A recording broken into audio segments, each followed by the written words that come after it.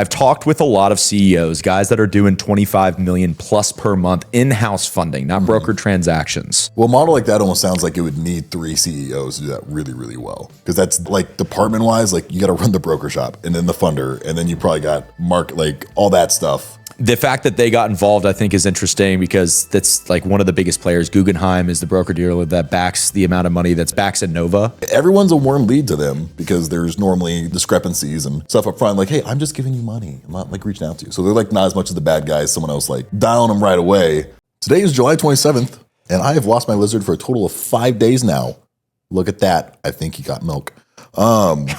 But other than that, welcome back to the podcast. Debanked has released really cool things recently. Dad's excited to talk about it, and I just found out about it because he just started reading it. So we're going to jump right in, literally, metaphorically. Let's go. Start.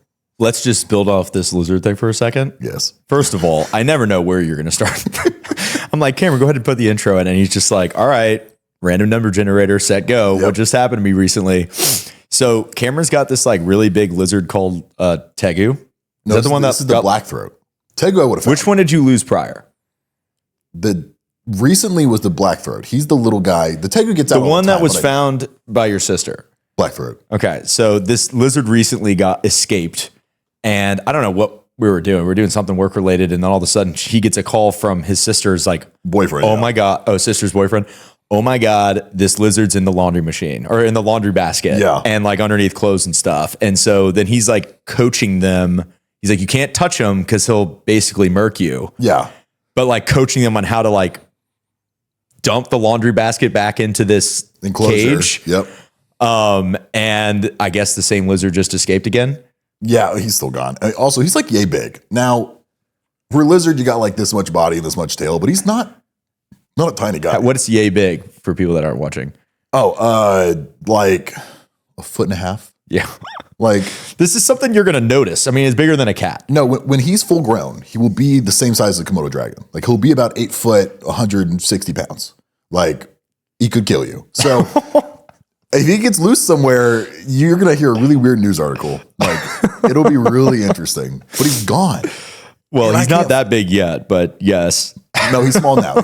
He's manageable. But like there's stories of people who like let out their retics or like they just found a reticulated python in the Florida Everglades because people like me will buy him and they'll be like, oh, I don't want it and just let it out. But the thing is, it's now a retic is the world's largest snake. So you have a 25-foot snake just Everglading around, screwing the Burmese pythons. And they're like, oh God. Wow. So all reptile lore. Well, in this podcast, you not only learn about the alternative financing space, but you also learn about lizards from none other than himself, the Lizard King. Lizard King. You just wait. He's got a bunch of them too. So this is a cool one that we saw. It's been released as of today. This is also from Debanked. InterVest Capital Partners acquires Kapitus. Mm-hmm. So before even delving into the article, a couple things come to mind. Number one, I've talked with a lot of CEOs, guys that are doing 25 million plus per month in-house funding, not brokered transactions. And there's a lot of speculation as to how you can sell your business in this space with the amount of speculation around the laws. And so it seems to me like the bigger you are, the less bullish you are that private equity wants to get in the space, at least just from the experiences that I've personally had speaking to these CEOs. Mm-hmm. Okay. And I don't want to throw any of their names out there unless they tell me that we can. But anyways, it's just interesting. And then some smaller guys that I see doing like $4 or $5 million a month, they seem to believe that they're more bullish on the idea that private equity groups and private money will come in here and purchase out businesses. But I think that the transactions are it's a different target audience. So someone that's buying Kapitus is a massive firm as opposed to someone that might be buying out a funding operation that does $4 to $5 million. It could just be like a local family office that has $100 million to their name, kind of something like that. And then they buy in and, the operator continues to do what they do. So it's been really back and forth just because the landscape for the alternative financing space seems to be somewhat hostile because it's so new and it's not as accepted yet. But maybe this is a shift. So now these target audiences are coming in and viewing this as a real player, which is to me giving more validity to the runway of the industry, which you and I both know that I'm very bullish on. Yeah. So let's just read a little bit about this here. I just kind of skimmed through the whole article, so I'll jump through to places that I think is important. But Kapitus, a leading provider of financing for small, medium-sized businesses, today announced that it's been acquired by an affiliate of InterVest Capital Partners, a renowned alternative investor with focus on specialty finance and real estate. Since 2006, Kapitus has provided over $10 billion in growth capital to over 65,000 small businesses, including including term loans, revenue-based financing, equipment financing, SBA loans, and revolving lines of credit, either directly or through its financing network. Which there's interesting points right there I want to point out. InterVest Capital Partners is a New York-based alternative investment manager focused on niche credit strategies spanning across asset-based and specialty finance opportunities. InterVest's broad portfolio includes various commercial and consumer specialty finance programs, with several focused on providing capital to small and mid-sized businesses. A partnership will provide Kapitus access to deep commercial finance expertise, a network of high-performing portfolio companies that deliver capital to SMBs across a wide range of industries, and additional growth capital to accelerate expansion and broaden access to financing for small businesses. Skipping a little bit, Kapitus will continue to operate independently as it has for the past 20 years. I think that's interesting. Guggenheim Securities, LLC, acts as a financial advisor to the Simpson, Thacher, and Bartlett LLP as the legal advisor to the seller in this transaction, Stevens Inc. And Truist Securities acted as a financial advisors, and O'Melveny and Myers LLP acted as legal advisor to the purchaser, Morgan Lewis. Lots of names.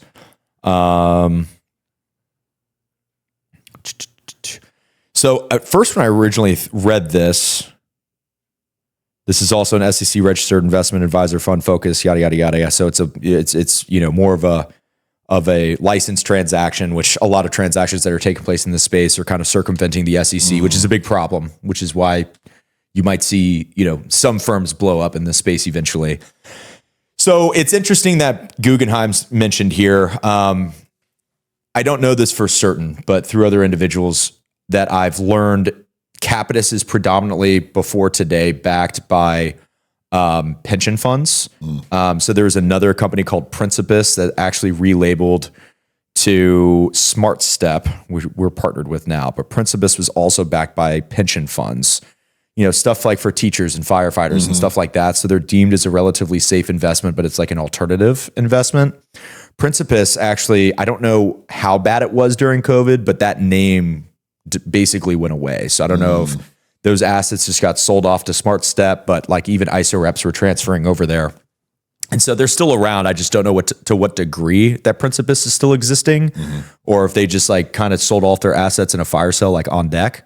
But traditionally, like some of these bigger firms are getting cheap capital through pension funds and, supposed to be giving them a decent size return that's going to be an alternative to just like the stock market. Yeah. Which means, what that means to me is that they're very trusted. So like Kapitus is a very trusted company. However, speaking to some of these CEOs back in the day, Kapitus specifically came up and they've basically been saying that Kapitus has been trying to sell for years. Now, we don't know how much Kapitus is being bought for here. Maybe it's just a minority stake for someone to come in for 15, 20%. The owners get a nice little payday, but then they have additional resources to go and push money to the small and mid-sized market. Or if this is like a bigger takeover, I don't know. But what I also thought was interesting is that Guggenheim was getting involved here too. And so Guggenheim is the broker dealer. I originally thought that the preconception for Guggenheim was that they were like a hedge fund, like Base Point or like percent.com. But what I found out through Jay Avigdor is that Guggenheim is actually a broker dealer that's just matchmaking. But I've always looked at Guggenheim as like a Swiss bank hedge fund, or just Swiss money essentially, that comes in really, really cheap. So Base Point might be giving a risky cash advance company 18%, someone that's really not that risky, like 13, 14. But then you got your Guggenheims that are giving their money out at like 7%, which is clearly much cheaper. So the fact that they got involved, I think, is interesting because that's like one of the biggest players. Guggenheim is the broker dealer that backs the amount of money that it backs Innova. So an Innova is on deck, business backer.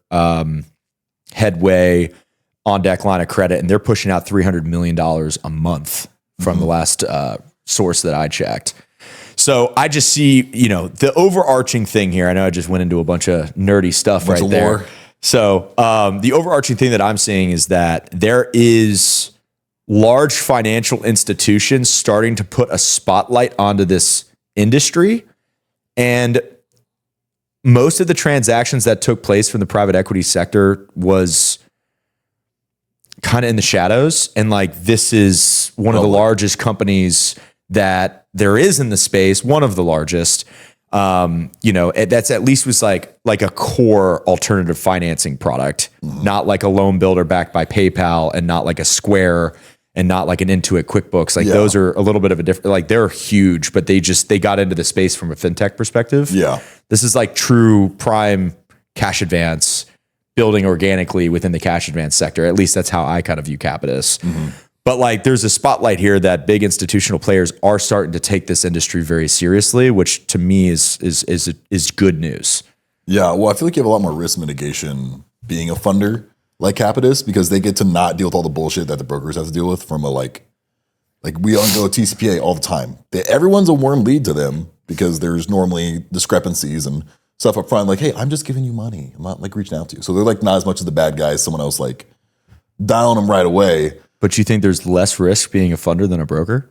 I think from a capital point, funder has more risk. From a legal point, I think broker does. For what I've heard. See, I disagree. Well, you're a funder too, so you get it. Yeah. So every state is, we've done a segment recently. I mean, you have to have different disclosures on a state by state basis. Yeah. I mean, to become a broker, it's just pick up a phone and start and get an ISO relationship, and you really have very little risk until you start becoming large, and then it's really just marketing risks, right? If you choose to participate in a marketing, style that could be in a gray area. But when it comes down to being a funder itself, you inherently have more risk. You're deploying the capital, and as you deploy the capital, you're given 10 to 15 points to the actual broker on a max upsell. Yeah. Up front, and then you have to wait until you're 75, 80% paid in, depending on the term length that you're funded and the factor rate overall, before you even recruit any type of principal nor profit. Yeah. So you're inherently more risky as a funder. The cool thing about being a funder is you can manage a lot more money with less people.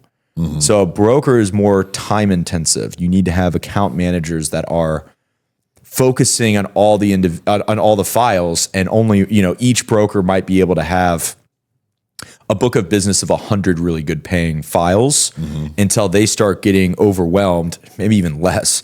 But then they need teams of people underneath them. And that's kind of how we have the team leader model. Yeah. Whereas then you can build systems in place to manage hundreds of millions of dollars of capital with significantly less people. So I think, that's just. But the broker has so many more, because to me, being a funder is you look at a file and you get really good at like life insurance and stuff. When they're all right, I can guess by the week when you'll die. They've gotten that.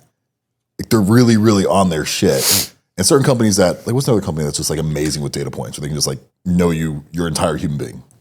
Another industry, or another funding company? Industry.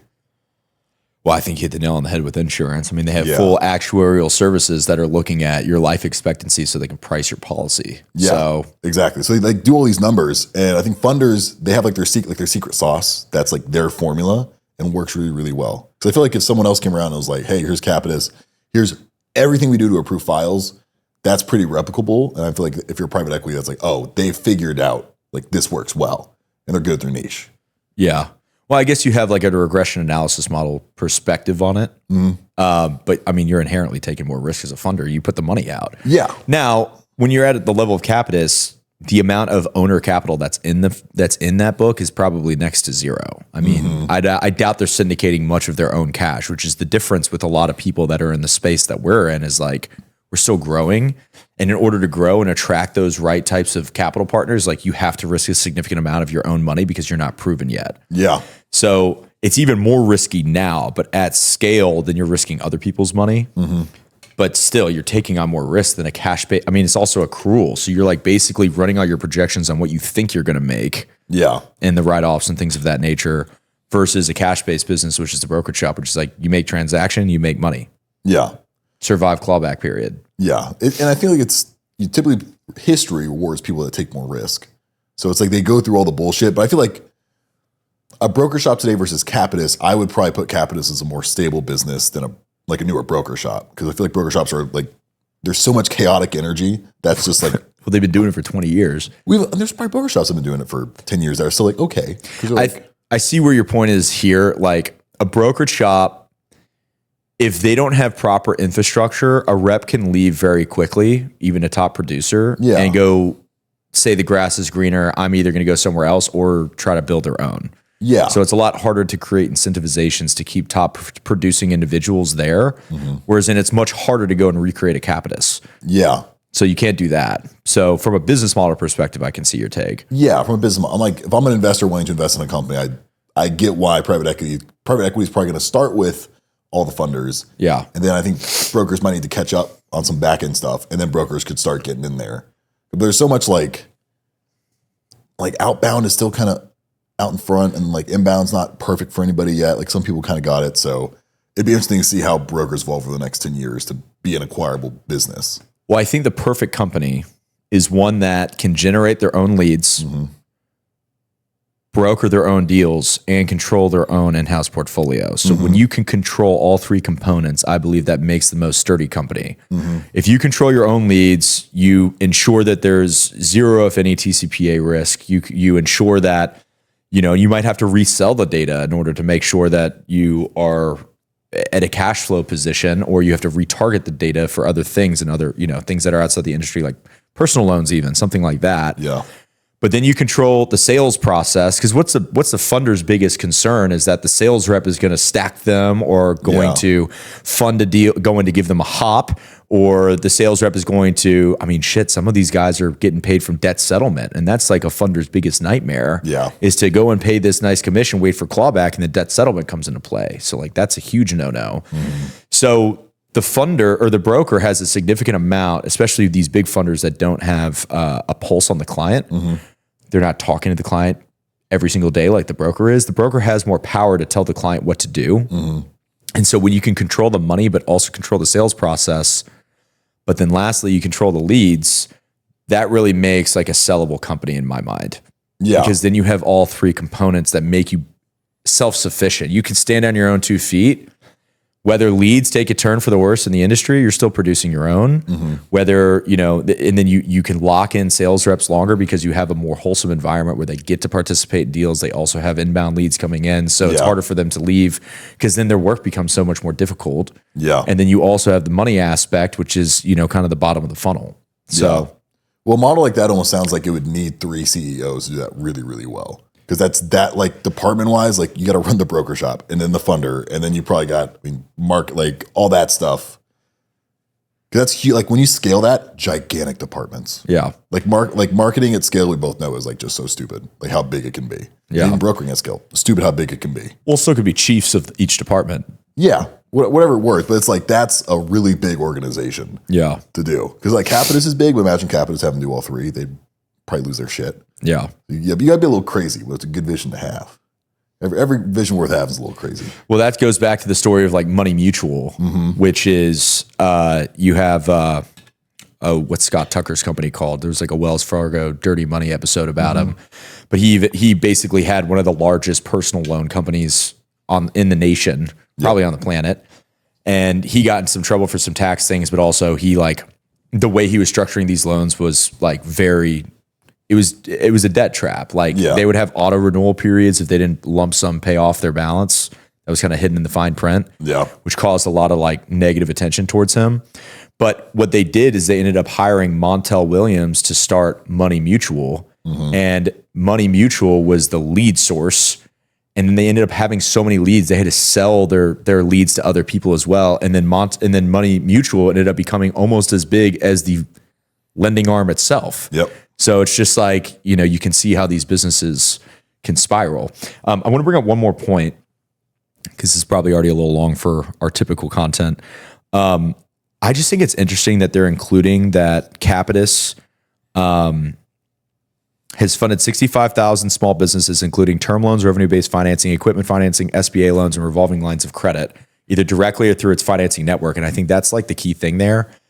I have nothing bad to say about Kapitus, although other than they only pay you on the net on renewals.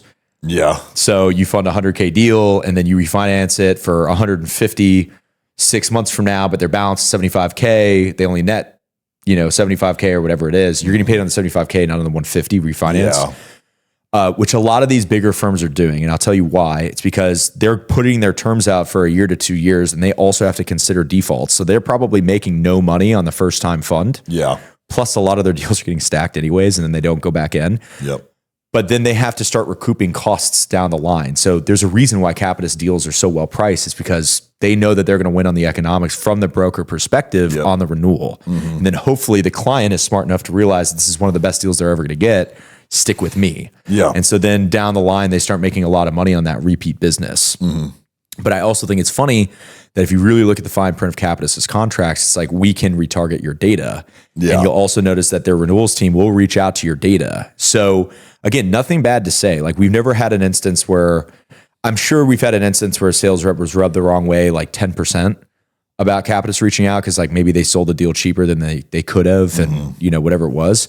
But like your deals are getting retargeted to SBA loans and lines of credit, which we all know as brokers that they don't offer. They offer some equipment financing, they offer some term loan products, just depending on the state they're in, how they can define it, and the merchant cash advance. But you just have to be careful because like all these big players, like they're generating your data with all these submissions. I mean, you're probably getting 1,000 plus subs. I'd probably say something like Kapitus probably getting like 3,000 to 5,000 subs a day.